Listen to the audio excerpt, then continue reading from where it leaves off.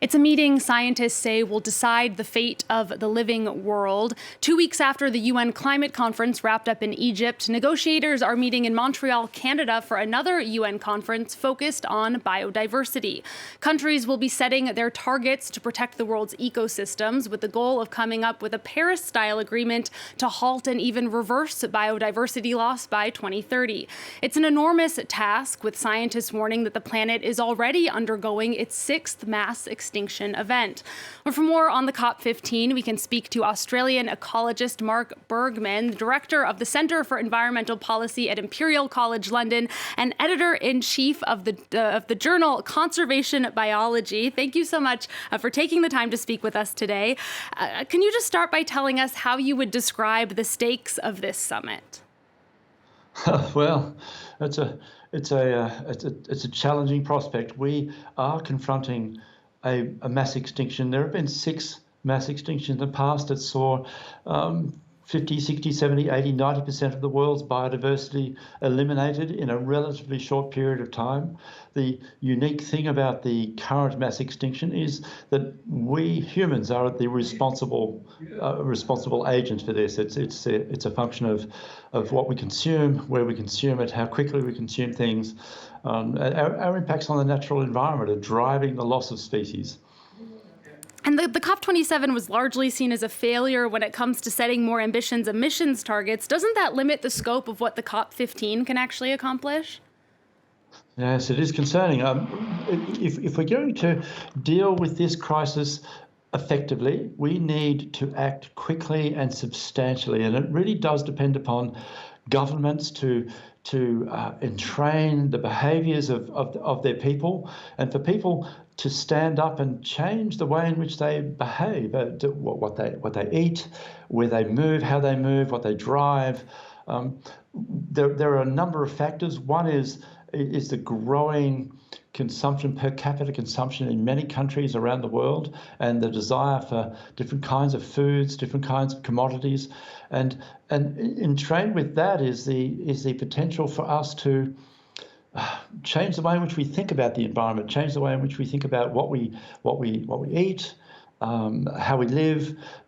Unless we change those things, our impact on the loss of biodiversity will continue and will continue to accelerate over the next 20 or 30 years. So COP15's challenge is substantial, there's no question.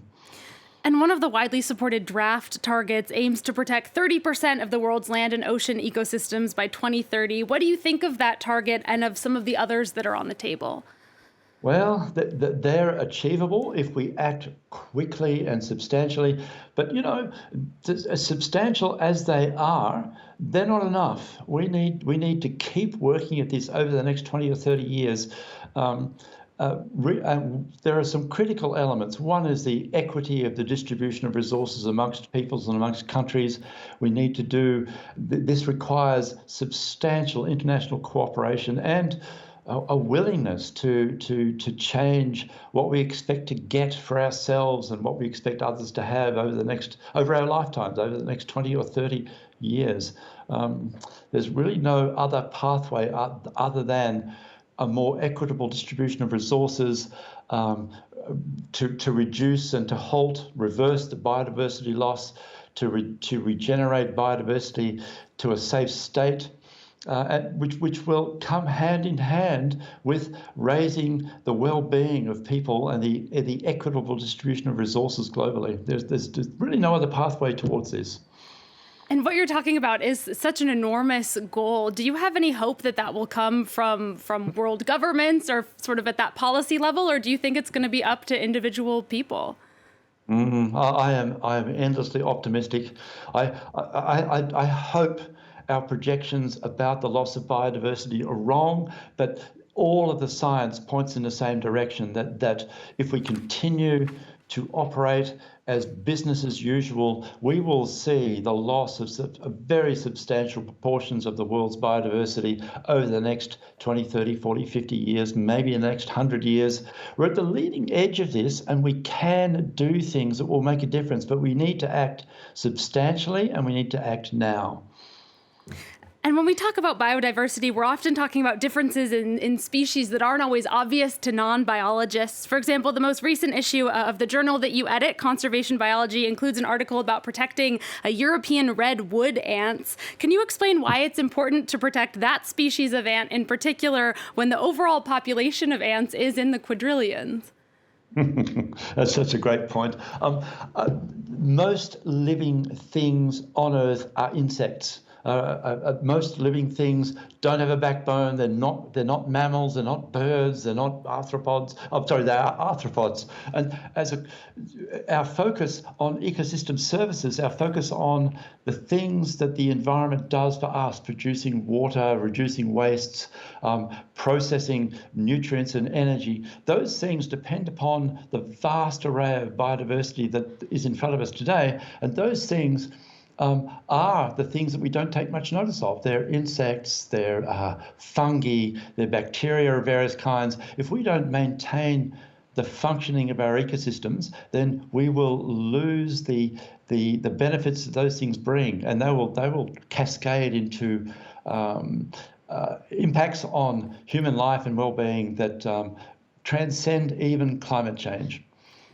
And almost no world leaders are attending this COP15 summit. Do you think that's going to negatively impact the outcome? Yeah, that's a great point. I am disappointed. I think unless our world leaders take this at least as seriously as they do climate change, then we will bear the consequences in the generations to come. You know, we knew that climate change was important in 1896 when the first paper was published that explained the physics behind this. And it took us nearly 120 years to start to act comprehensively. Biodiversity, we're almost at the same point. We understand now what's happening. We're at the leading edge of this problem. And if we act now, we will be able to head this problem off rather than deal with it retrospectively and in a panic as we are with climate. We have an opportunity here with biodiversity. I really hope the leaders, world leaders, hear this message and hear it clearly. Now's the time to act.